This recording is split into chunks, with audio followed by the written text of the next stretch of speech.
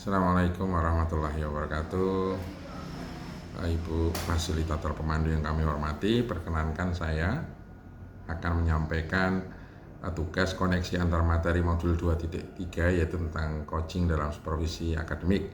Pertama saya akan menyampaikan tentang pemahaman saya sejauh ini tentang coaching. Yang pertama yang akan saya sampaikan adalah pengertian coaching menurut beberapa ahli. Paling tidak ada 3 ahli yang menyampaikan pengertian coaching dalam modul 2.3 menika. Yang pertama adalah Grant pada tahun 1999. Grant menyatakan bahwa proses coaching adalah sebuah proses kolaborasi yang bertujuan dan berfokus pada solusi, berorientasi pada hasil dan sistematis, di mana coach memfasilitasi peningkatan atas performa kerja, pengalaman hidup, pembelajaran diri, dan pertumbuhan pribadi dari coach. Yang kedua, kunci pembuka potensi seseorang. Jadi coaching ini diartikan sebagai kunci pembuka potensi seseorang untuk memaksimalkan kinerjanya. Coaching lebih kepada membantu seseorang untuk belajar daripada mengajarinya. Yang ketiga, proses coaching juga bisa diartikan sebagai bentuk kemitraan antara klien atau sering disebut dengan coach untuk memaksimalkan potensi pribadi dan profesional yang dimilikinya melalui proses yang menstimulasi dan mengeksplorasi pemikiran dan proses kreatif. Ini menurut International Coach Federation atau ICF. Selanjutnya kaitannya proses coaching dalam dunia pendidikan. Coaching dalam dunia pendidikan memiliki peran yang sangat penting karena dapat digunakan untuk menggali potensi murid sekaligus mengembangkannya dengan berbagai strategi yang disepakati bersama. Jika proses coaching berhasil dengan baik, maka dapat menjadi solusi untuk mengatasi masalah-masalah pembelajaran atau masalah eksternal yang mengganggu optimalnya proses pembelajaran.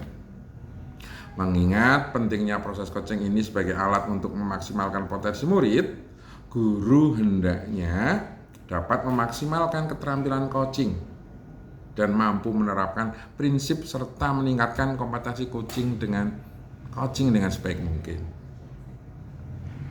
Itu ya, kaitan coaching dengan dalam dunia pendidikan.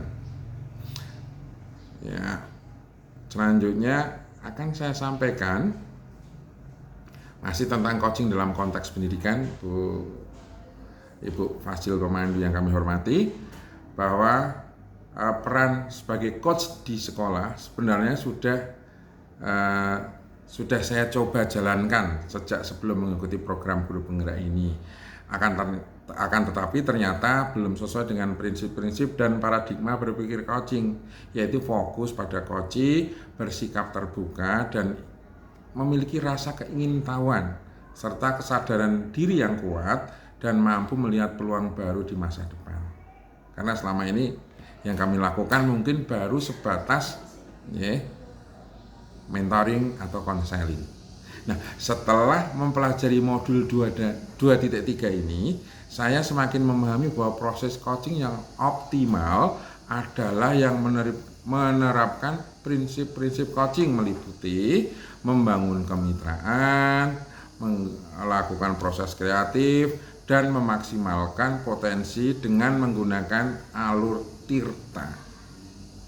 Tirta dikembangkan dari satu model coaching yang dikenal sangat luas dan telah diaplikasikan di dunia internasional yang sering disebut sebagai Grow Model. Model tirta dikembangkan dengan semangat merdeka belajar yang menuntut guru untuk memiliki keterampilan coaching. Hal ini penting mengingat tujuan coaching yaitu untuk melejitkan potensi murid agar menjadi lebih merdeka. Tirta merupakan singkatan dari istilah tirta itu sendiri mungkin diartikan sebagai air mengalir, sehingga diharapkan proses coaching ini mengalir ibarat air. T itu sendiri diartikan sebagai tujuan, sedangkan identifikasi masalah yang lebih jelasnya, lalu R menikah rencana aksi, sedangkan TA tanggung jawab. Melalui model Tirta, guru diharapkan dapat melakukan praktek coaching di komunitas sekolah dengan mudah, baik dengan murid maupun dengan rekan sejawat sesama guru.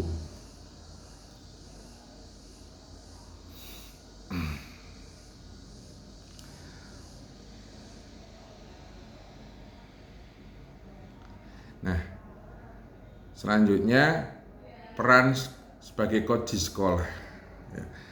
Sejak mempelajari modul 2.3 tentang coaching dalam pendidikan, saya mulai berusaha menerapkan coaching dengan alur Tirta secara maksimal dalam beberapa kegiatan coaching sebagai berikut.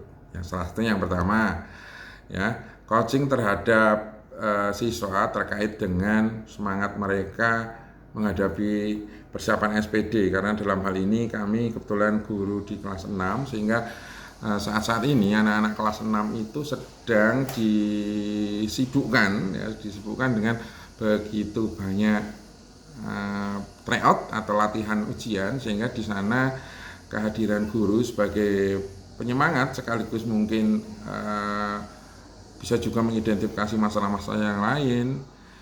Kita hadir di sana untuk menyemangati anak-anak kita, membangkitkan semangat serta menggali potensi mereka untuk bisa lebih optimal lagi dalam segala proses uji coba atau latihan ujian ini. Selanjutnya, untuk proses coaching terhadap rekan sejawat, kebetulan kami di sekolah sudah beberapa waktu terakhir ini diberi amanah untuk menjadi supervisor dalam proses pembelajaran guru, sehingga kami semakin meningkatkan pola serta kinerja sampai kepada teknis proses supervisi di sekolah saya. Karena selama ini sebelum mengenal modul 2.3, supervisi yang kami adakan sebatas observasi kelas. Jadi langsung kepada melihat dan mengamati proses pembelajaran guru. Sementara proses supervisi yang berbasis coaching ini ternyata setelah kita pelajari, di dalamnya itu ada beberapa hal yang selama ini kita belum lakukan. Salah satunya adalah percakapan pra-observasi atau pra-supervisi, lalu ada percakapan pasca observasi. Selama ini hal itu belum kita lakukan. Yang kita lakukan baru sebatas proses observasi di kelas. Kalaupun ada percakapan pasca observasi atau pasca supervisi, itu pun masih sebatas normatif tentang refleksi proses pembelajaran tadi. Belum sampai kepada bagaimana melejitkan potensi, bagaimana meningkatkan kompetensi guru yang bersangkutan. Yang terakhir yang akan saya sampaikan adalah kesimpulan, ya, keterkaitan modul 2.1, 2.2 dan 2.3. Sudah kita ketahui bersama bahwa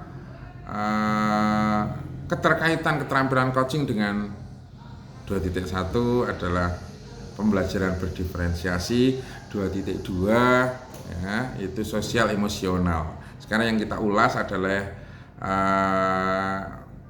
kaitan keterampilan coaching dengan pembelajaran berdiferensiasi dulu. Ya, terletak pada penggalian pertanyaan berbobot yang akan memacu murid atau rekan sejawat selaku coach untuk menemukan solusi dari masalah yang dialami, sehingga guru dapat mengubah strategi pembelajaran yang dilakukannya melalui pembelajaran berdiferensiasi. Selanjutnya, yang kedua, keterkaitan modul 2.3 atau keterampilan coaching ini terhadap modul 2.2, yaitu pembelajaran sosial emosional, nampak pada kehadiran penuh atau mindfulness. Ya, salah satu prinsip coaching adalah presence atau kehadiran penuh. Ini pun juga digunakan atau diasah di modul 2.2 pembelajaran sosial emosional. Dengan mindfulness dapat memotivasi kompetensi sosial emosional yang mendorong lahirnya kemampuan coach dalam menggali pertanyaan berbobot untuk mendapatkan solusi dari permasalahan yang dialami coach.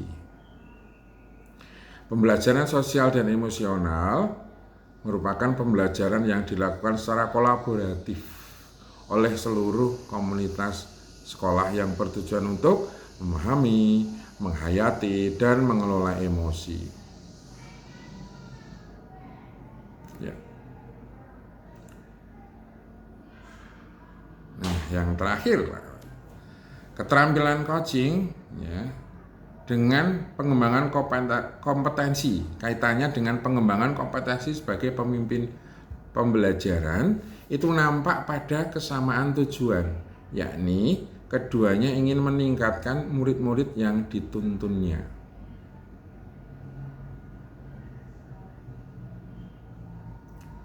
Maaf, saya ulangi.